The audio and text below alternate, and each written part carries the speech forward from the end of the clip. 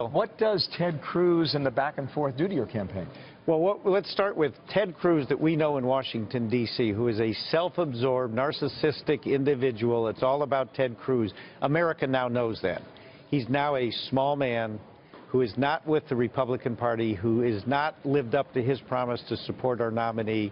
The Cruz supporters are now done with Ted Cruz, or many of them. So I agree with Paul Manafort. This is a uniting factor that the Cruz faction, as Donald Trump was so magnanimous in allowing him to speak, and what did he do? He did a typical Ted Cruz move, self-absorbed, and as I've said earlier, he asked America to vote their conscience. They did, and they did not vote for Ted Cruz. How, in effect, does this unify the party?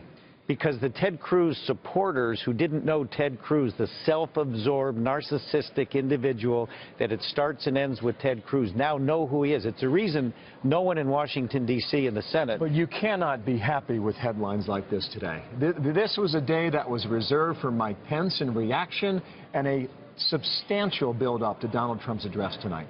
Well, with that said, you can't control hitting speed bumps here and there, but Ted Cruz, who now has hurt his political future to the point he won't recover, the fact is he has disappointed his own supporters who may have been lukewarm, saying, gee, I kind of wish it was Ted Cruz. They know now Ted Cruz, the self-absorbed individual, does not have the personality or qualities to ever be the president.